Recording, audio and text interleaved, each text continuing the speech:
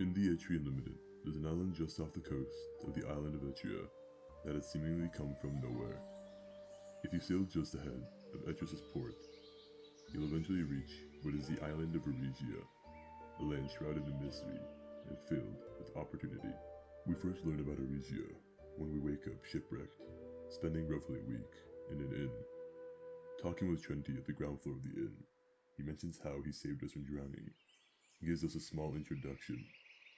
Speaking to him once more, you can inquire on how you can get money, and in his prompt, he brings up the island of Erisia. He further mentions that it's where many go to find treasures, as it had recently come into reach, as it had been pulled from the Void Sea.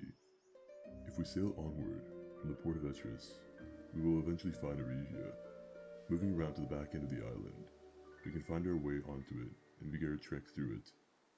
We're greeted by a great arch that allows us entry into its wilds, where we explore the regions of Lord Erisia. Here we can find mostly bandits, and others like yourselves, seeking to find riches and secrets. Nearby the entrance, one can find an ancient mine that is filled with ore and mud skippers. Though if you can get past the drowned sailors, what you find deeper in the mines will be a pinnacle tool in your journeys throughout the various seas. Moving onward over to the leftmost part of the island, we can find our way to what looks like to be the entrance to a sort of sanctum or hallowed ground, with an assortment of flowers nearby. The way is boarded up normally, and would require someone with a mantra that has the ability to break the environment to access. However, we can bypass that if we don't have one yet, by going back to the mines and moving throughout them. There, we can find ourselves in the Pathfinder's Respite, where Lord Erisia's Pathfinder tells us that the Lord himself was to send him and a few others out into the Void Sea, while he took inhabitants of the island and dragged them into his laboratory. The tale of Lord Erisia's lab and manor will be for another time, as it warrants a video of its own.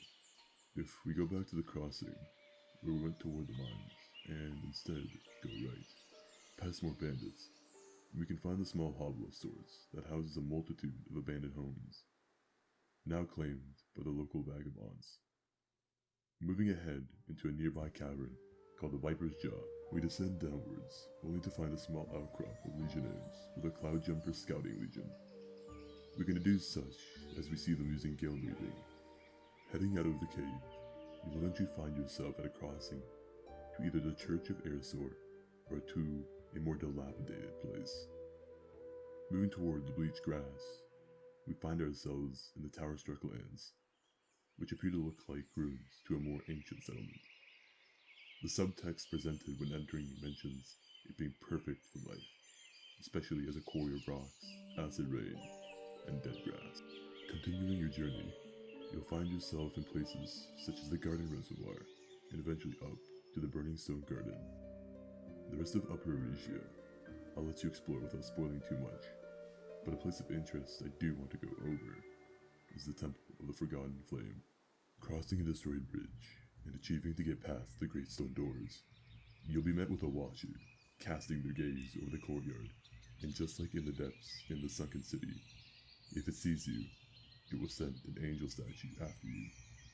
Though if you manage within, you'll meet Nero, a Pathfinder. In his dialogue, depending on what you begin with, he'll seem relatively upset at others tarnishing the title of Pathfinder. But what is a Pathfinder? A Pathfinder can mean a variety of things: historian, scavenger, or even bounty hunters. Though regardless of their profession, they all explore the Driftlands, islands pulled from the Void Sea itself by those in the lighthouses. To put it plainly, Driftlands are islands in the Void Sea that have experienced some form of time stasis due to their presence within it. When pulled out, time resumes as is for it, which can be the running theory to why a variety of environments coexist on the island. From an ancient civilization of stone towers and a forest of glowing trees, the island has seen its fair share of changes. However, as we progress our talk with Nero, he mentions something called the Forge of Sin. Furthermore, he goes into a great tragedy that speaks about the golems wandering the Burning Stone Garden, and that they aren't powered by something like Thundercall. Rather, the stones themselves are given life. Digging deeper, he mentions that it couldn't be life weaver tech developed by the Hive, though he does point out the purple flames, and that the golems themselves were able to discern from man and monster. And just as the Pathfinder we met earlier, that was under Lord Erisia mentioned, they began taking people, alternating over to another room in the temple. We find writing along the wall in the form of sigils. Without a specific set of prerequisites, it'll only appear as scribbles. But once the requirements are met, one can eventually see through and gain the Blind Seer Oath. This oath allows the individual to resist the horrors of the aberrants within the depths, granting those who accept the oath to endure more mental agony within the depths than most. But why is the Temple of the Forgotten Flame so important? There's a watcher from the depths stationed there, and the Forge of Sin is missing. Why is an oath that allows those strong-willed to dive and resist the madness of below? What does this culminate into? We can confidently say that without a doubt, the Temple of the Forgotten Flame was a place of past worship to the drowned god Coral Fiend. You may have heard of Celestials, such as Neve, who watches over her grammar and guides them, but many have forgotten the name of the drowned gods.